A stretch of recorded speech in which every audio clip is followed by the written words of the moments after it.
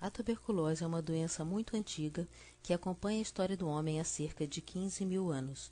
Paradoxalmente, ainda é um problema de saúde prioritário que desafia o mundo todo. O Brasil está entre os 22 países que detêm 80% da tuberculose mundial. Em múmias do Egito de 3.400 anos antes de Cristo foram encontradas lesões compatíveis com tuberculose, mal de Pote. Nas Américas, lesões semelhantes foram descritas em múmias de 900 anos antes de Cristo no Peru.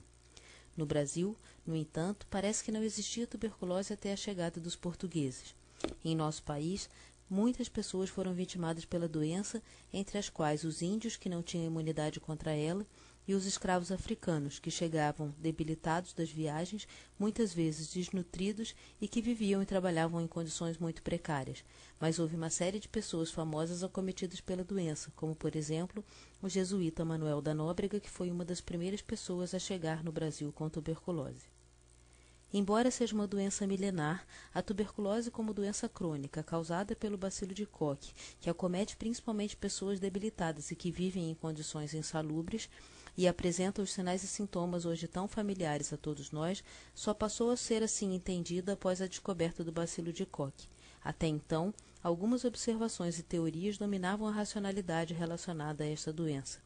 Hipócrates referiu-se a ela como tísica, ao observar doentes que apresentavam consumpção, que é o significado dessa palavra. Na Idade Média, marcada pelo misticismo, pessoas com escrófula, tuberculose ganglionar, eram levadas para rituais com os reis, que, como acreditava-se, curava essa doença com suas mãos.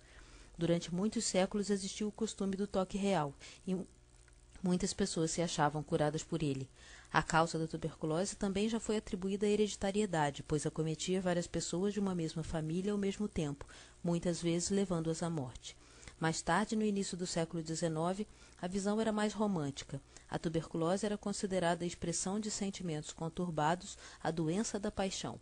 Thomas Mann, humanista e escritor alemão, em seu livro A Montanha Mágica, que tem como cenário um sanatório nos Alpes suíços e como momento os anos seguintes à Primeira Guerra Mundial, se refere à tuberculose como a paixão transformada. Tema recorrente para os escritores românticos, eram raras as obras literárias e artísticas que não continham tísicos em seus personagens. No século XIX, melhorou o entendimento sobre a doença. No início já era indiscutível o caráter social a que a tuberculose estava associada, sendo notórios o acometimento e a propagação dessa doença em populações que viviam e trabalhavam em condições precárias. Mas o reconhecimento melhorou especialmente após 1882, quando Robert Koch isolou seu agente etiológico, o bacilo de Koch. Por esse motivo, recebeu o Prêmio Nobel em 1905.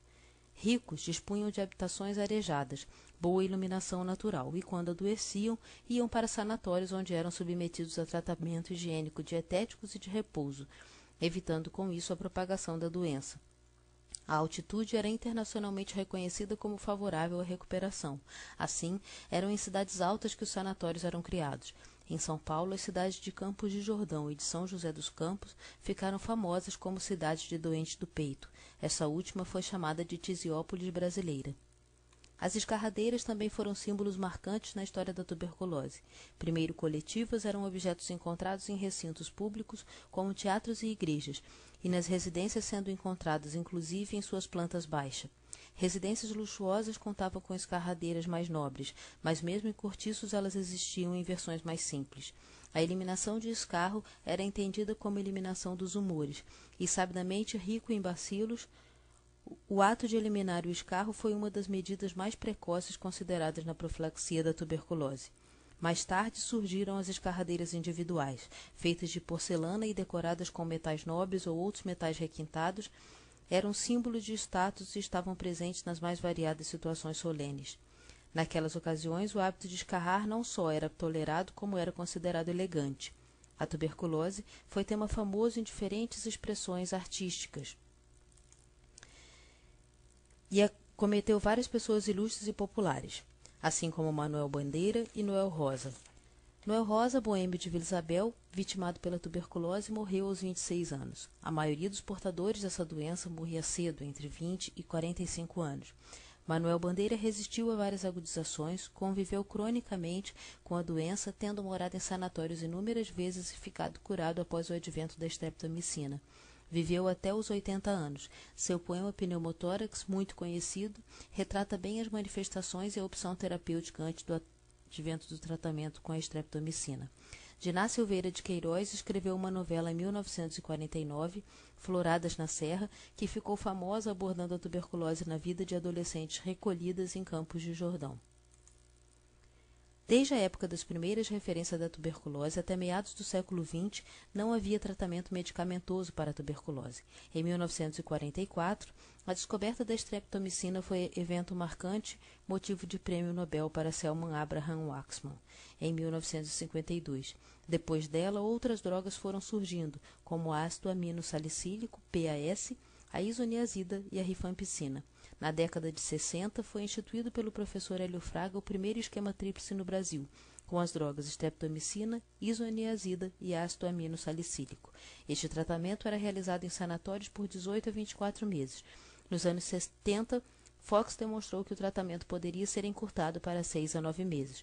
O esquema tríplice de 6 meses com as drogas rifampicina, isoniazida e pirazinamida, como hoje ainda é usado, surgiu na década de 80. Em 1921, a vacina BCG, Bacilo de Calmette-Guerin, foi criada. Foi inicialmente administrada por via oral. Após acidente em que morreram várias crianças, seu uso foi suspenso, tendo voltado em 1942. No Brasil, a BCG oral foi usada até 1968. Em 1973, a BCG intradérmica foi implantada. Outro marco na prevenção da tuberculose foi o uso da abreografia, inventada por Manuel de Abreu em 1936 e usada até o final da década de 70 para fins de diagnóstico precoce da tuberculose. Nos anos 60 e 70, eram comuns situações como as descritas por Antunes e colaboradores. A criança vai entrar na escola, o jovem vai solicitar a emissão da carteira de trabalho, o adulto vai trocar de emprego, então todos são candidatos a uma abreografia. De posse ao registro fotográfico da imagem radiológica dos pulmões, o interessado comprava um selo médico em bancas de jornal, juntava o certificado de vacinação contra a varíola e levava toda essa documentação para a apreciação do médico que emitiria o atestado de saúde. Este certificado foi requisito associado principalmente às obrigações trabalhistas na admissão e controle periódico de saúde dos trabalhadores, sendo inclusive requisito para o ingresso em algumas escolas. Apesar de tantos acontecimentos, inúmeros fatos desafiam o enfrentamento deste grave problema de saúde pública, e a tuberculose aguarda novos capítulos em sua história. Entre esses desafios estão a pobreza, a aglomeração intradomiciliar, a desnutrição, a dificuldade de acesso aos cuidados de saúde pública, as falhas no cumprimento dos programas de controle da tuberculose e a epidemia da AIDS.